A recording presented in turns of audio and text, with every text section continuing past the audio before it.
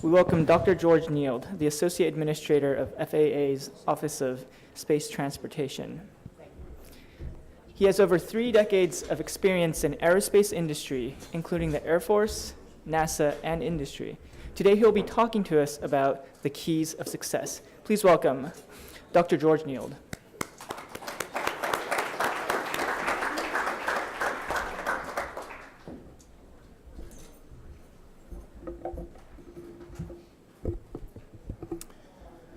Thank you, Curtis, and good afternoon, everyone. Don't know how many of you are aware of it, but today marks the anniversary of a very significant milestone in aviation. 104 years ago today, on July 25th, 1909, Louis Blériot became the first person to fly an airplane across the English Channel. A French engineer and inventor, Blériot had earlier developed the first practical automobile headlight, which he supplied to Renault and other European car manufacturers. The business was very successful and made him a small fortune. It also provided him with the time and money to devote to his true interest, which was conducting aviation experiments. His first experiments involved ornithopters, which are aircraft that are intended to leave the ground by flapping their wings. Unfortunately, none of his designs succeeded. He went on to develop a series of different vehicles, including a float plane glider and the first successful monoplane. Crashes were rather common, but Blériot somehow escaped serious injury. In October of 1908, Alfred Harmsworth, an aviation enthusiast and owner of the Daily Mail newspaper, announced a 500-pound prize for the first person to accomplish a heavier-than-air aircraft flight across the English Channel before the end of the year. When the deadline passed without any serious attempts being made, the prize was doubled to 1,000 pounds. And the deadline extended until the end of 1909. Nevertheless, it was widely assumed that this was really just a publicity stunt to increase the paper's circulation. A Paris newspaper weighed in by noting that there was no chance of the prize being won.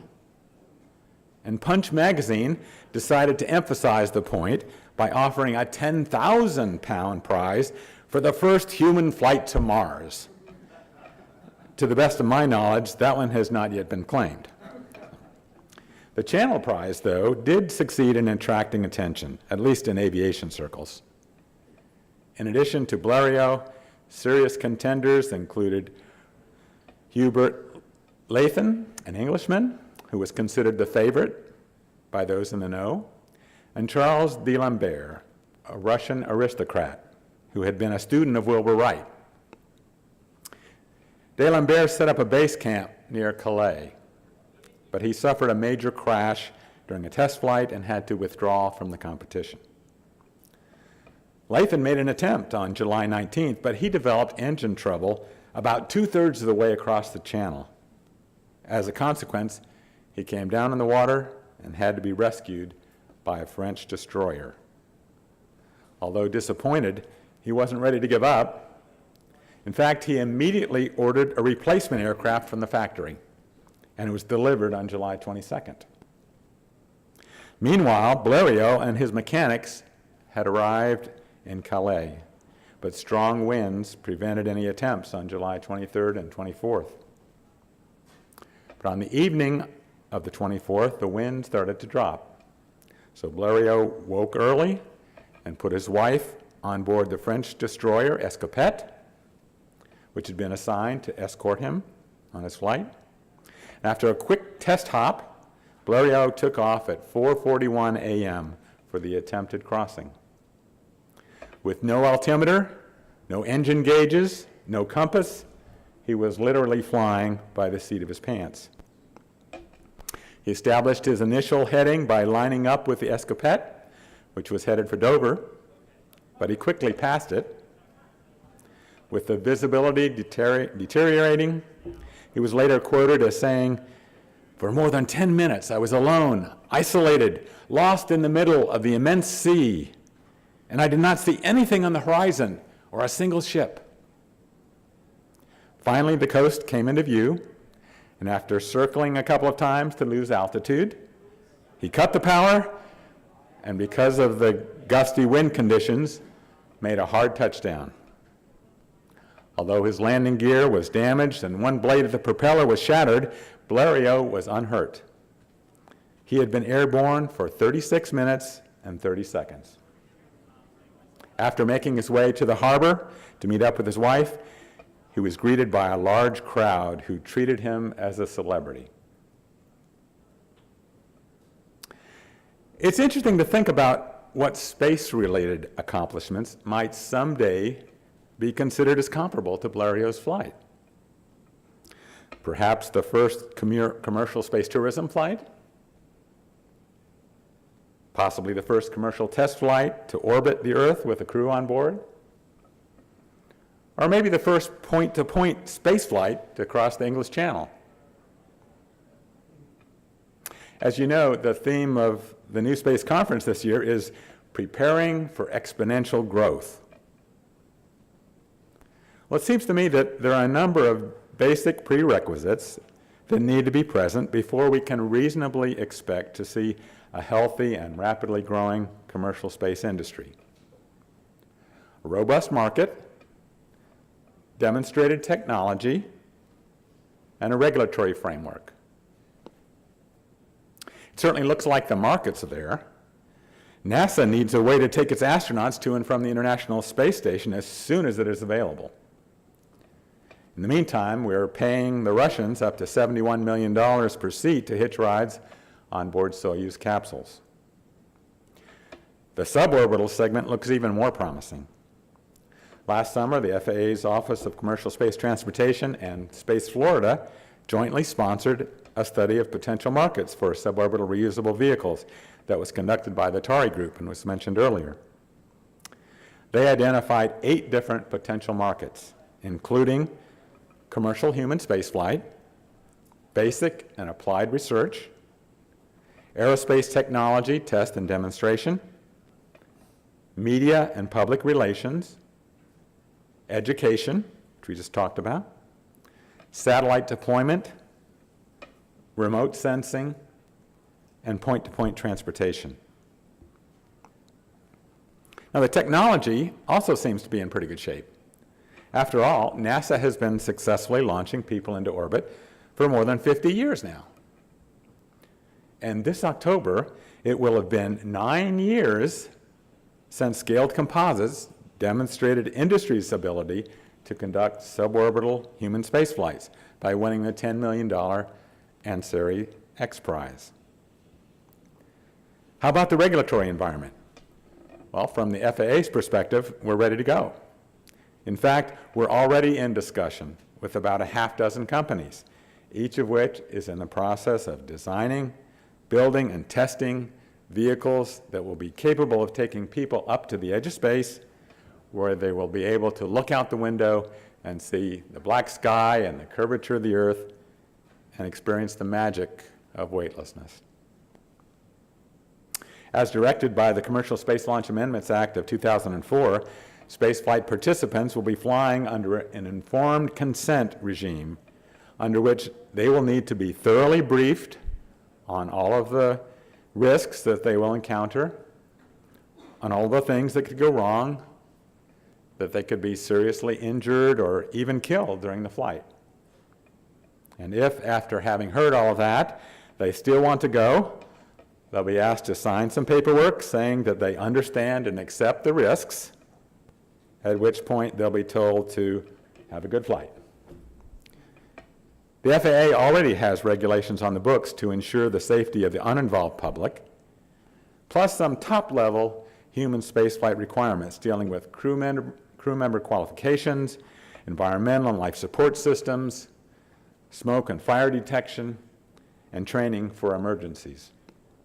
And we're prepared to make determinations on launch licenses for human spaceflight missions whenever industry is ready to submit them. It's interesting to note that the maturity of our regulatory environment is one area where the United States is clearly leading the way in the international community. In fact, we've been approached by several foreign launch operators who are planning to do at least their initial test flights in the U.S. because their governments have not yet decided how commercial suborbital spaceflight should be regulated.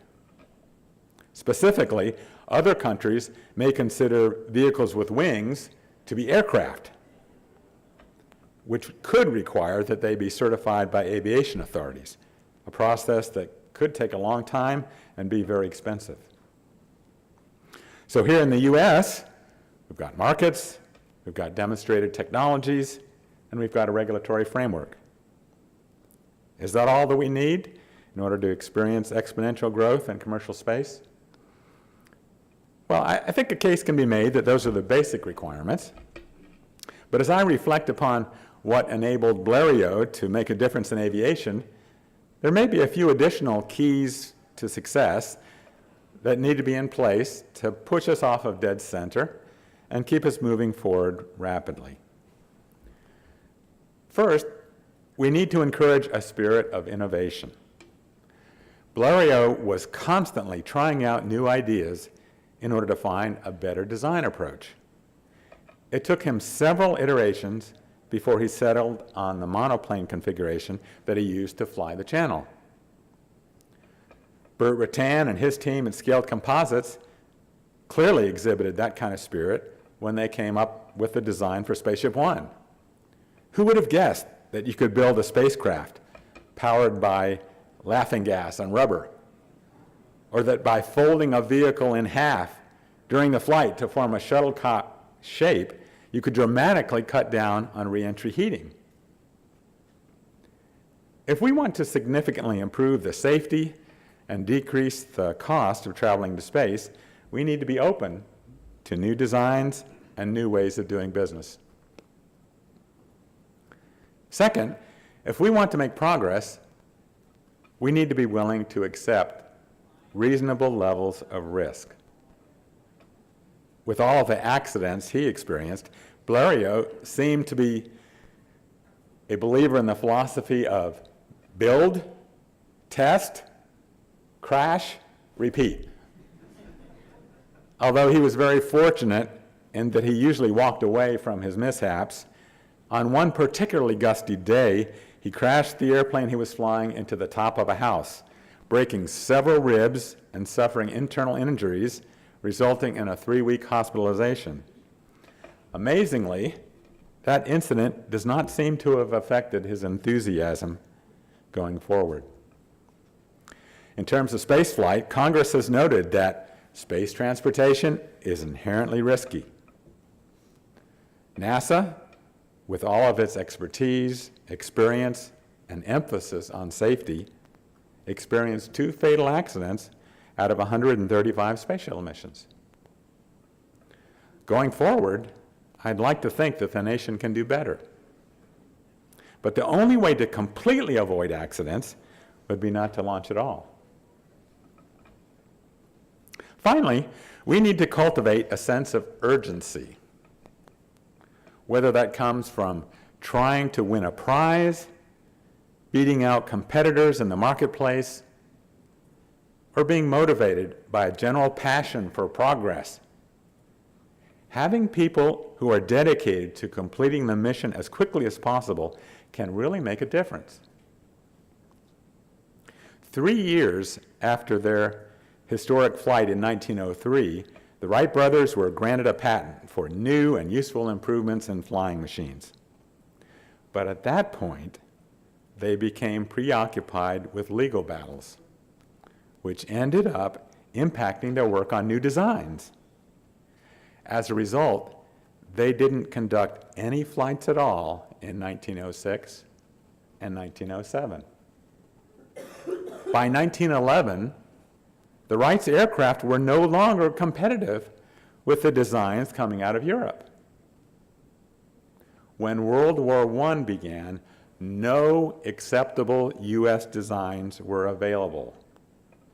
resulting in the U.S. military having to use French aircraft during aerial combat. Think about that. Hopefully, we are not seeing a similar scenario unfold with respect to human spaceflight. But we need to recognize that our nation's great achievements in space do not guarantee future success. After decades of international leadership and 2 years after completion of the final space shuttle mission, the United States no longer has the capability to launch astronauts into space from American soil. That's why NASA's Commercial Crew program is so important. With the appropriate funding from Congress, it will permit the development of safe, reliable, and cost-effective transportation for our astronauts to use in traveling to and from the International Space Station. And once the vehicles are operational, they can be used for a wide variety of other customers and markets. There are a couple of other steps that we can take to assist the space industry in moving forward. In 2010, 2011, and 2012, the FAA was able to award a number of spaceport grants to support the planning and infrastructure needs of our nation's spaceports. Although for budgetary reasons we were not able to make any awards this year, this is a program that could make a significant difference if funding is available in the future. I'd also like to see us continue with support for our Center of Excellence for Commercial Space Transportation. The center is a public-private partnership between government, industry, and academia that is designed to allow students and professors from around the country to do research on topics that are of interest to the aerospace community. Prior to sequestration, the FAA had committed to providing $1 million per year for this program, and I'm hoping that we'll be able to maintain at least that level of funding in the future. We've also invited NASA and the DoD to join in if they're interested. The nice thing is, every dollar from the federal government is required to be matched, dollar for dollar, by the schools or by industry. So it turns out to be a great deal for the taxpayer. There are currently 9 different member universities, including Stanford, just up the road from here. But we have recently created an affiliate membership category, which will allow additional colleges and universities and other entities to participate in center activities. Although the affiliate members will not be receiving federal funding, they will have access to our research and development strategic planning and technology road mapping efforts, and they will have an opportunity to collaborate with us in finding solutions to a number of real-world, high-priority challenges related to commercial space. If you're interested in finding out more about the affiliate membership program, please try and catch me during one of the breaks here at the conference, or send me an email, and we'll get you some additional information. This is an exciting time for commercial space transportation. It seems like every month we are seeing new vehicles start their flight tests, new systems being assembled, or new business plans being announced. And the pace is definitely accelerating. As just one example of that, last year in FY 2012, there were a grand total of 3 FAA licensed or permitted launches. So far this year, with a couple of months left to go in FY 2013, we have already had 14 licensed or permitted launches. That's more than a 4-fold increase. And going forward, given the number of applications that we've been receiving in the last few months, it's only going to get busier. Are we prepared for exponential growth? Well, we've got the basic prerequisites of robust markets, demonstrated technologies, and a regulatory framework already in place. And the potential is there to add those 3 special ingredients: a spirit of innovation, a willingness to accept reasonable levels of risk, and a sense of urgency. With those keys to success in hand, I am confident that we'll be seeing exponential growth before you know it. Thank you very much.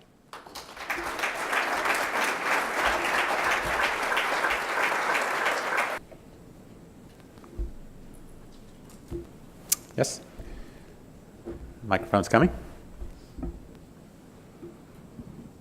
Hi, George. Paul Masson from Strategic Alliances. Question: does the FAA have a charter to set the technology standards for either the vehicles or the in-space operating systems? So let me remind everyone that currently the FAA only has regulatory authority over launches and reentries, because the assumption was that's where the uninvolved public would be affected, right? No government agency today has regulatory authority for on-orbit activities. NASA does them, but they don't regulate. In terms of how we do the regulations, we have requirements in terms of how to ensure that the public does not suffer from any catastrophic events during the flight. Now, there's a number of ways you can do that. One is by having a flight termination or flight safety system. Another would be to use the aviation model, which involves a certification of the vehicle. We are not certifying systems, subsystems, vehicles today. I think that's probably where we'll end up, but that'll be quite a number of years down the road. Okay?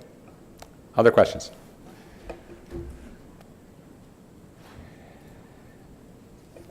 There's one here.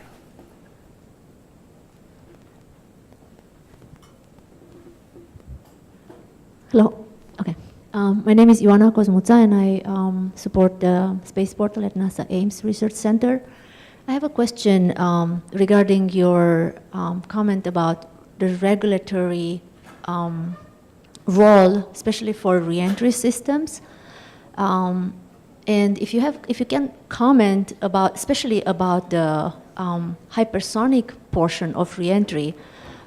This is one area where I've been extremely curious, and actually I led the first Gordon Research Conference on atmospheric reentry physics back in February.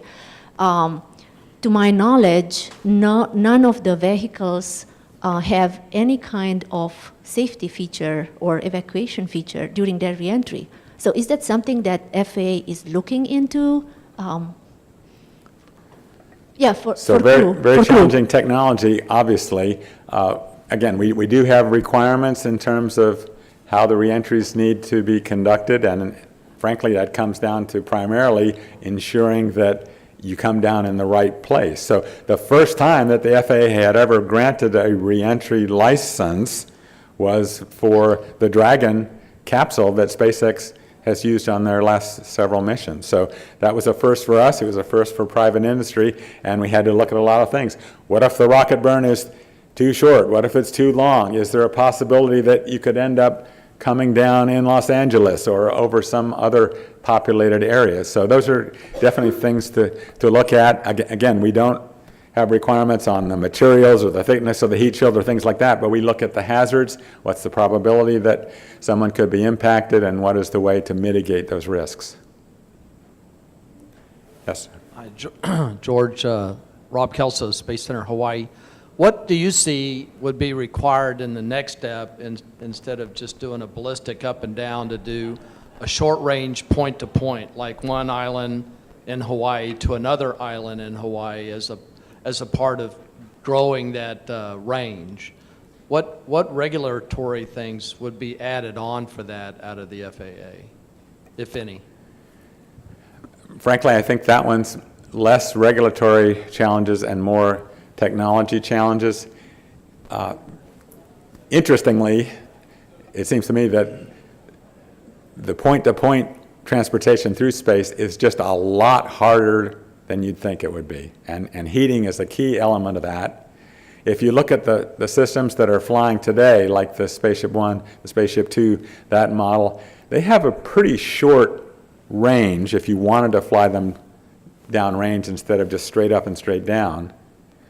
So there's a limited capability there. But I think, frankly, what's going to happen is we're going to learn from the up and down, land at the same place where you take off, when these suborbital vehicle operations start, which I believe will be in the next 12 months, and then we'll start learning from that. And then the question will be, so what would we have to change to be able to significantly increase the the range capability of these systems. And then flying from Hawaii or flying from Mojave to Spaceport America, New Mexico, those types of hops I think will come next.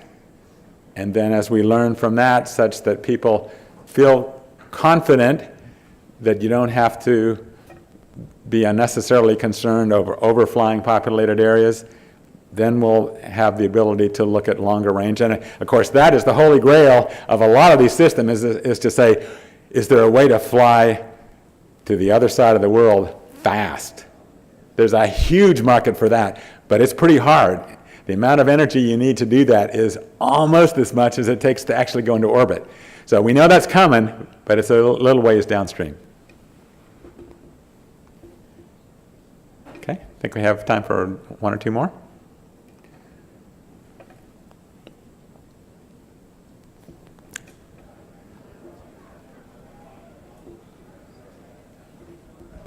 Hi, Zach Stewart, software developer at Big Nerd Ranch.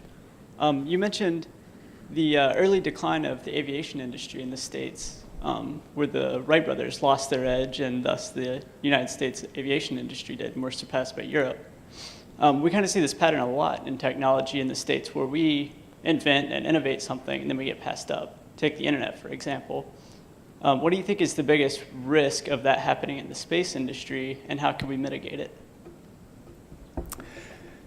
Great question. We've heard several of the speakers so far today talk about the importance of talking to and thinking like a customer. Yes, we need to have investment, but it's more than just, gosh, can we get a government grant, or can we get NASA to do that? If you want to have a sustainable commercial activity, you need to have a big class of potential customers out there lining up. And so I think one of the best things that we can do is to think from the start about who are the customers or potential customers, and start now educating them, tantalizing them, holding out this promise, this vision, so that when we do get the technology to work, then you'll have people lining up. Now, frankly, I think we're seeing that to some extent on the space tourism side. The media and the advertising that Richard Branson has done with Virgin Galactic, the fact that they've got 600 people who have put down deposits, and we haven't even got a vehicle ready to go yet. They've collected $60 million sitting there waiting for operations to begin. That's a good start. X-Corp has likewise signed up a bunch of potential customers. So I think that's one of the key to get us from there. We've demonstrated, we've proved it can be done. Let's go into business. Where's the infrastructure? Where's the advertising? Where's the travel agents? Where's the commercials that we're going to need? If you want to be successful long term, I think you need to start thinking about those things right up front. Okay, one more. Hi, Dr. Nield. I'm Liz Kennick from Teachers in Space, which is the project of the Space Frontier Foundation. And one of the things that we've begun doing is flying experiments right now to International Space Station. We're looking forward to flying experiments suborbitally. Yes. And I wonder what the FAA regulations might be around that. How will you monitor what's being flown? How will you handle approval of experimental flights and payloads? We think we're in good shape today to be able to account for that. Part of the launch license process is to identify the payloads that will be flown, but we're perfectly willing to look at categories of things. It doesn't have to be, here's the model number of what you got, but basically you're looking at, are there any things that could cause a safety hazard if there were to be an accident of some sort? So I think we're prepared now to do that. We need the vehicles. We've got some potential customers for educational, for space tourism, for research and technology, and we're looking forward to that starting so that we can have a more routine pace of operations. Great. Well, thank you very much. Across the English Channel before the end of the year.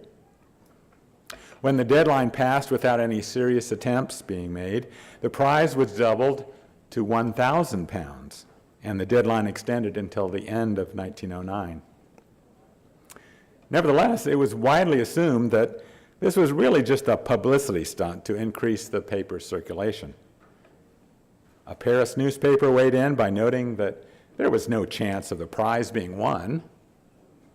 And Punch magazine decided to emphasize the point by offering a 10,000-pound prize for the first human flight to Mars. To the best of my knowledge, that one has not yet been claimed.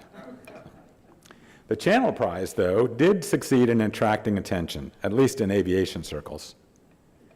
In addition to Blériot, serious contenders included Hubert Lathan, an Englishman, who was considered the favorite by those in the know, and Charles d'Alembert, a Russian aristocrat who had been a student of Wilbur Wright. D'Alembert set up a base camp near Calais, but he suffered a major crash during a test flight and had to withdraw from the competition. Lathan made an attempt on July 19th, but he developed engine trouble about 2/3 of the way across the channel. As a consequence, he came down in the water and had to be rescued. 104 years ago today, on July 25th, 1909, Louis Blériot became the first person to fly an airplane across the English Channel. A French engineer and inventor, Blériot had earlier developed the first practical automobile headlight, which he supplied to Renault and other European car manufacturers. The business was very successful and made him a small fortune. It also provided him with the time and money to devote to his true interest, which was conducting aviation experiments. His first experiments involved ornithopters, which are aircraft that are intended to leave the ground by flapping their wings. Unfortunately, none of his designs succeeded. He went on to develop a series of different vehicles, including a float plane glider and the first successful monoplane.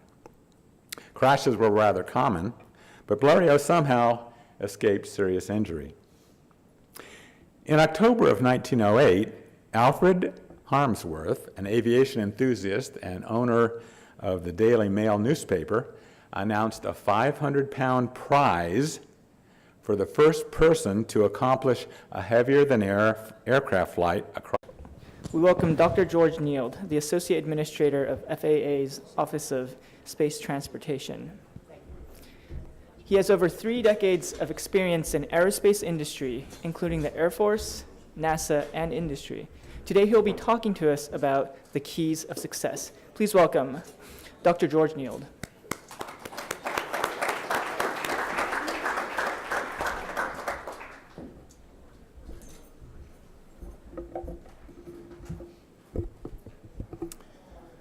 Thank you, Curtis, and good afternoon, everyone. Don't know how many of you are aware of it, but today marks the anniversary of a very significant milestone in aviation.